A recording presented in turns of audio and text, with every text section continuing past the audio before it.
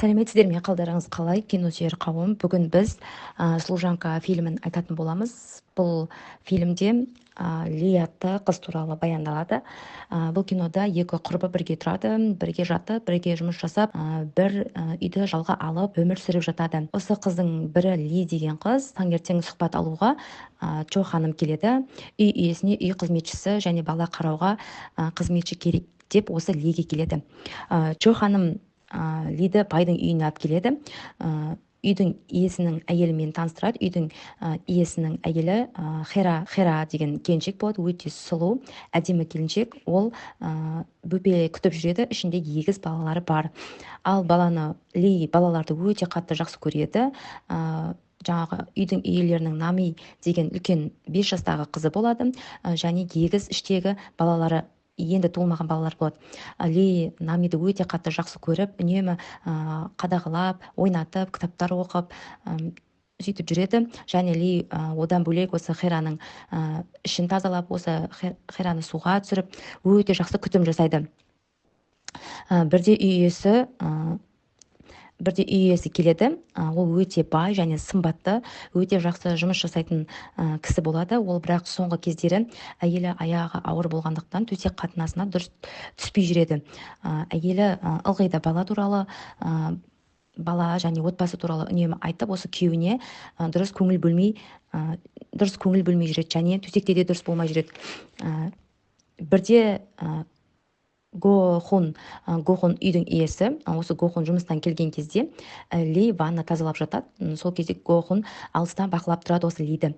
Ли өткені азаннан кешке дейін үйдің тірлігін бала бағумен айналысқандықтан осы ванна тазалауды кешке қарай тазалайтын болады. Сол ішін тазалап, өте қысқа юбка киіп, осы аяқтарына және бөкселеріне Гохун қатты қызығып қарайды. Бірде балалармен тауға шықпақшы болады, барлығы отбасымен бірге. Осы сәтте Ли мен Чо ханым екеуі балаларын алып басқа жаққа тауға серуендеуге шығады. Сол кезде үйдің иелері төсекке жатып, осы Херамен бірге уақыт өткізеді. Үйдің иелері Хера мен Гохун өте жақсы төсек қатынасына түседі, бірақ Гохун оны ұнатпайды. Оның аяғы ауыр болғандықтан іштері кедергі жасап, дұрыс төсек қатынасына түспей, дұрыс ләззат сыйлай алмайды, дұрыс қоздырмайды. Және әйеліне қанбаған Гохун түнде қолына бір бөтелке шарап алып Лиге барады. Лиге шарап ұсынады. Осы сәтте Гохун осы Лидің үстіндегі көрпесін шешіп, оны құшақтай аймалай бастайды. Сол кезде Лиде ол да шыдай алмай оған жабысып, екеуі бірге болады. Ли оған дейін жігітпен кездеспеген. Бұл жерде жаңағы Гохунды денесі сымбатты, енді красавчик бай болғаннан кейін қатты ұнатып, төсекте күшті болып бір-бірін қоздырып, енді бір-біріне риза болады. Гохунға да бұл Ли ұнайды. Келесі күні үйдің иесі Ли ханым, үйдің иесі жұмысқа кетеді. Ал кім Ли болса ертегі оқып, күнделікті жұмысын жасап жүреді. Келесі күні Гохун тағы да Лиге келеді. Ли болса осы жолы тардай жалаңаш төсекте сол Гохунды күтіп жатады. Оның келетінін біледі. Сол кезде екеуінің дауыстарын шамалы естіп, Чо ханым оларды көріп қояды. Содан кейін келесі күні Лиді қожайына бастықтары шақырып алып, оған төсекте жақсы болғаны үшін ақша береді. Бірақ оған Ли ақша үшін болмаған іштей біліп, оған ақша бергеніне жынданып кетіп қалады. Оны Чо ханым аңдып жүреді. Және осы Чо ханым осы Лидің байдың адамымен жай ғана ақша үшін емес, кәдімгідей шынайы жақсы көріп сөйлесіп жүргенін сезе бастайды. Және осы Чо ханым Лимен бірге оңаша қалып, екеуі бірге суға түседі. Сол кезде Лиден астарлап сұрай бастайды: сенің жігітің бар ма? Және осы уақытқа дейін жігітпен сөйлестің ба деп. Сол кезде Ли осы уақытқа дейін жігітпен сөйлеспегенін және жігітті жоқ екенін айтады. Және осы үнемі Лиді бақылап жүреді. Сол кезде Чо ханым енді үлкен кісі болғандықтан Лидің шамалы ауырып жүргенін, аяғы ауыр екенін Чо ханым сезе бастайды. Және бұны осы Хераның анасына,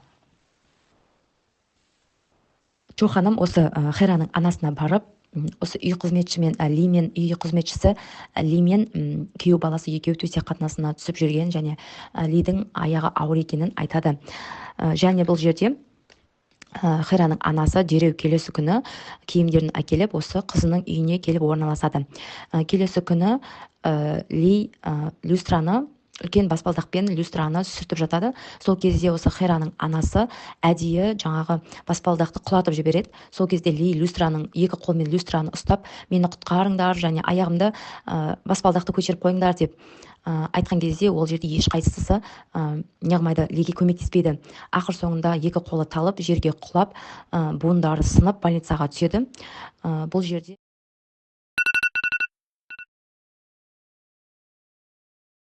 Хераның анасы Хераға барып бар шындықты айтады. Осы сендердің қызметшілерің ли сенің күйеуіңмен төсек қатынасына жатып және аяғы ауыр деп оған қызына айтады. Енді қызы қатты жынданып ашуланғанымен не істей алады енді күйеуіне?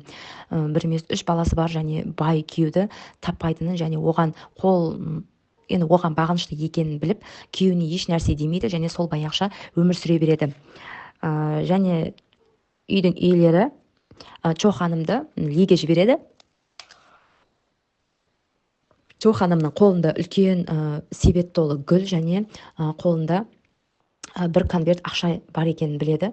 Және аурухананың бүкіл шығындарын және тағы да басқа ақшалай сыйлықтары бар екенін Чо ханым лиге айтады. Және лиге Чо ханым енді жоғалып кет деп неғыл деп айтады енді. Короче, лиге сен бұл үйден кет, енді сен жақсы болмайсың деп астарлап түсіндіреді.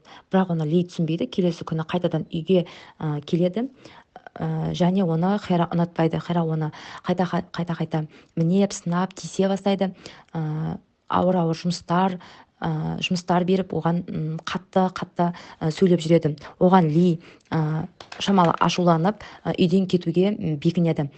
Солай ли барып Хераға барып айтады, мен өз еркіммен жұмыстан шығамын деп. Бірақ Хера оған не үшін жұмыстан шығатынын сұрайды. Сол кезде ли ешқандай себеп жоқ екенін айтады. Бірақ Хера оған жынданып, ашуланып, сен менің күйеуіммен төсек қатынаста болдың және аяғың ауыр екенін айтып, бетінен салып қалып айғайлайды. Және көп деген ақша ұсынып, Хера оның өмірден бір жолата кетуін сұрайды. Оған ли ойланып жүреді және оған Хера айтады, баланы алдырт деп тағы да көп ақша береді. Бірақ оны ли баланы алдыртқысы келмейді. Өйткені ол баланы өте қатты жақсы көреді. Солай бір күні ли өз бөлмесінде отқанда кішкентай қыз, 5 жастағы қыз Нами лиге келіп, әжесі және анасы үшін кешірім сұрайды. Не үшін кешірім сұрап жатқанын ли түсінбей, қыздан сұрайды, не болып қалды деп. Сол кезде Нами оған барлық шындықты айтып, оны әдейі баспалдақтан құлатқанын айтады. Және оған ли еш нәрсе демейді. Және Хера лидің баласын алдыртпайтынын түсініп, оған жасап, оған бере бастайды. Дегенде дәрі есебінде осы лиге барып күнделікті ішкізіп отырады.